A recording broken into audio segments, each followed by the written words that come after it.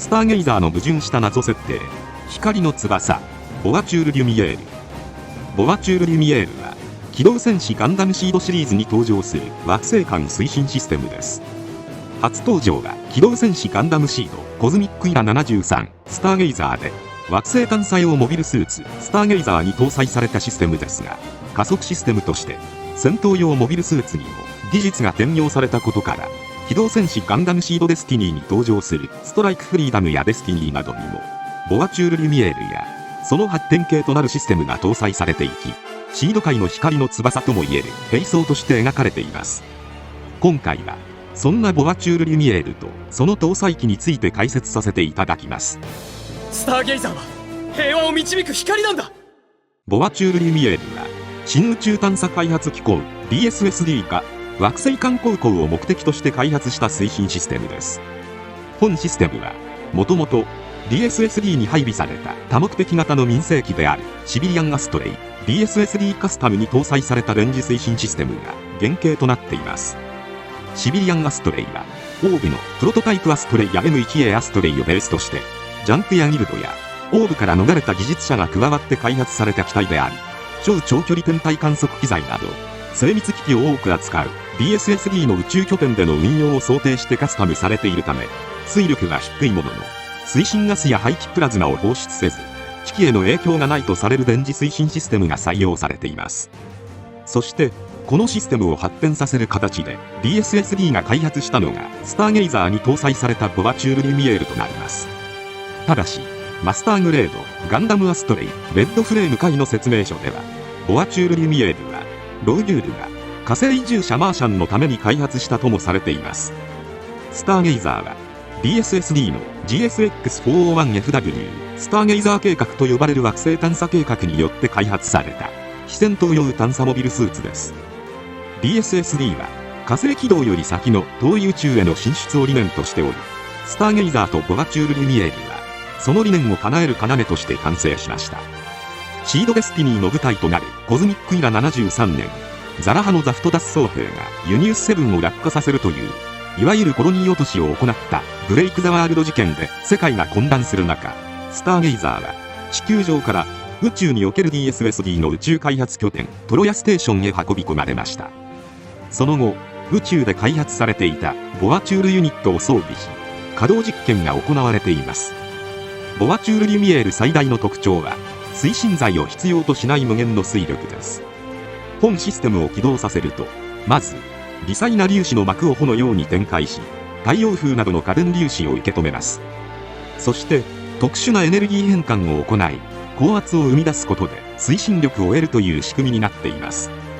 そのため理論上は太陽風さえ供給され続ければ、推進剤を必要とせず加速し続けることが可能となっています。なお、ボアチュール・リュミエールは現実にも存在するソーラーセイル技術に近いものですが、ソーラーセイルは光子が帆に当たった際の反作用を推力にするのに対して、ボアチュール・リュミエールは太陽風を一旦エネルギーに変換して推力にするという違いがあるようです。スターゲイザーがボアチュール・リュミエールを稼働すると、周囲に後輪のような発光体が展開されますが、これは周囲の空間へのエネルギー干渉によって発生する副産物で、高速で対流する粒子とされています。この粒子はビームサーベルのようにモビルスーツの装甲を切り裂く破壊力と、ビームシールドのようにビーム兵器に干渉する特性を持っており、エネルギー制限はあるものの、作中ではストライクノワールを一方的に切りつけていました。さらに本システムは太陽風でなくても可電粒子であればエネルギーに変換可能なので、劇中でトロヤステーション基地の人工衛星アポロ A からのレーザー照射で推力を発生させて、交戦中だったストライクノワールもろとも金星圏まで一気に移動しています。こうして惑星間航行を目的として開発されたボアチュール・リュミエールですが、ジャンク屋を含めあらゆる陣営にその技術が流出し、軍事転用が行われてしまいました。これには DSSD が中立の立場を取りながらもザフットに連合、そして火星と提携していたことで技術共有が行われたことや、その火星にジャンク屋が訪れた際に技術を獲得できたことが要因となっています。こうしてボアチュール・リュミエールを短距離加速用システムとして搭載した戦闘用モビルスーツが何機も誕生することになりました。あの機体にも私たちの研究データが生かされているのね。ボアチュール・リュミエール搭載機としては、まず漫画「機動戦士ガンダムシードコズミックイラ73デルターストレイ」に登場するモビルスーツデルターストレイが存在します。デルターストレイが DSSD の宇宙開発で得られた技術と火星に訪れていたローユールの協力を得て開発されました。デルターストレイの背部に装備されたボアチュール・リュミエールは緊急推進システムとして採用されており、デルターストレイは核エンジン搭載機なので、そのエネルギーを利用してのシステム起動とともに急激な加速を得ることができます。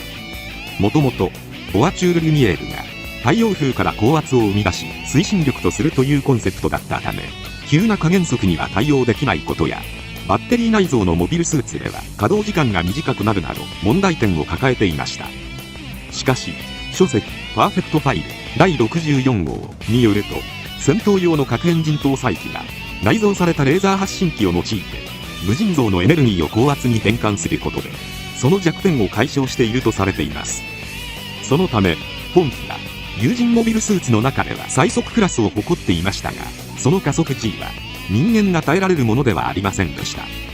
そこで本機のコックピットにはパイロットを加速 G から守る専用の保護システムが搭載されています。この保護システムがボアチュール・リュミエール起動とともにパイロットの全身を固定し、血流や体圧をコントロールすることで過度な加速 G に耐えることが可能となっています。また同じく本作品後半に登場するターンデルタにもボアチュール・リュミエールが搭載されています。ただし本機がデルターストレイとは異なり核エンジンが搭載されておらず、バッテリーを動力源としているため稼働時間が短くなっていました。そこでターンデルタはデルターストレイと機体間のエネルギー受信を行うことで疑似的に核エンジン搭載機と同じ出力を得ています。後に書籍機動戦士ガンダムシード VS アストレイの作中でターンデルタは大破しますが、ボアチュール・リュミエールはレッドフレーム界に移植されました。そのためレッドフレーム界ではタクティカルアームズ 2L をデルタフォームに展開することでボアチュール・リュミエールが使用可能になり、推進力を得るだけでなく展開エリア内の敵機の動きを察知するセンサーとしても機能します。またビームを発射するアローフォームにおいて自在にビームの軌道を操ることが可能になり、理論上100発100中の装備へと昇華させていました。しかし本機が核エンジンを搭載していないため性能を 100% 出せないとされていますが、ログはそもそも戦闘が好きではないため今後も核エンジンを搭載する気はないようです。また漫画「機動戦士ガンダムシードアストレイ天空のプリンセス」に登場するモビルスーツアストレイゴールドフレームアマテラスにはボアチュール・リュミエールを発展させたネオボアチュール・リュミエールが採用されています。従来のボアチュール・リュミエールと同じく太陽風やビームを受けることで推進力を得られるほか、スターゲイザーのように後輪状の粒子を武装として使用することが可能です。ただし本機もバッテリー駆動のため短期で 100% の性能を引き出すのが不可能となっています。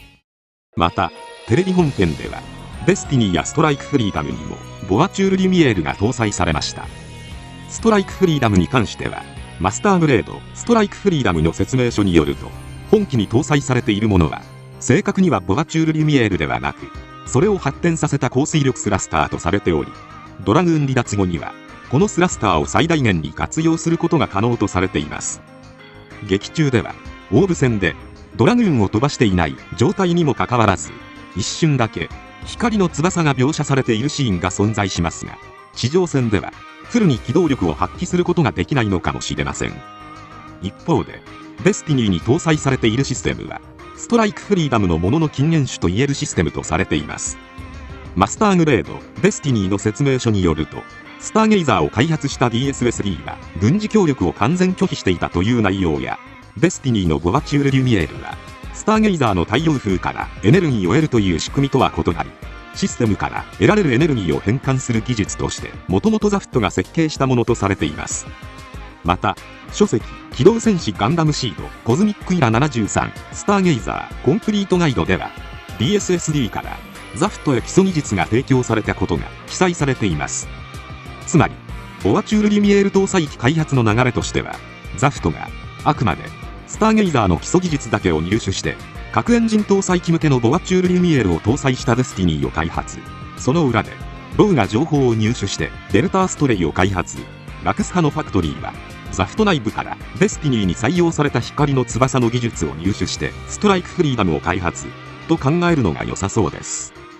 なお、機動戦士ガンダムシード、アストレイシリーズを手掛けておられる千葉智博氏曰く、デルターストレイに搭載されたボバチュール・リュミエールは、スターゲイザーに搭載されたものと、ストライクフリーダム、デスティニーに採用されたスラスターの中間に位置すると言及されています。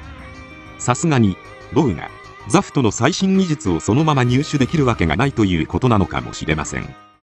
余談ですが、ボバチュール・リュミエールを機体のシステムから供給するには、膨大なエネルギーが必要となるため、核エンジン搭載機との相性が良いというものになります。そのため、本システムを搭載したほとんどのモビルスーツは、核エンジンが動力源となっています。しかし、スターゲイザーに関しては、動力源がバッテリーなのか、核エンジンなのか、各種設定資料に記載されておらず、はっきりしていません。しかし、作中では、パイロットのセレーネ・マクグリフが、アニメ、漫画版ともに、ニュートロンジャマーキャンセラーが効いているので、パワーセルしか使えない、と言っています。シードの世界では、ニュートロンジャマーが効いていて、核が使用できないが、ニュートロンジャマーキャンセラーを使うことで、核が使用可能になる、というものなので、ニュートロンジャマーキャンセラーが効いているのであれば、核エンジンが使用可能なはずである。このセリフは、世界観に矛盾していることになります。そのため、一部界隈では、スターゲイザーには核エンジンが搭載されているが、ニュートロンジャマーキャンセラーがないので、使用できないだけ、という意見も見られます。個人的には、ニュートロンジャマーキャンセラーがないのに、機体に核を搭載する理由がわからないので、スターゲイザーは、バッテリー駆動に太陽エネルギーを組み合わせた試験機という立ち位置ではないかと思いますが、もしかすると、ニュートロンジャマーの存在しない遠方の惑星でエネルギー切れになった場合に備えて、実は核エンジンだけは搭載しているということなのかもしれません。皆様はどう思われますでしょうか。ぜひコメントで教えていただけたら嬉しいです。今回は以上となります。チャンネル登録されるかはお任せいたしますので、もしよければ、もう一本、動画を見ていただければ、とても嬉しいです。最後までご視聴いただき、ありがとうございました。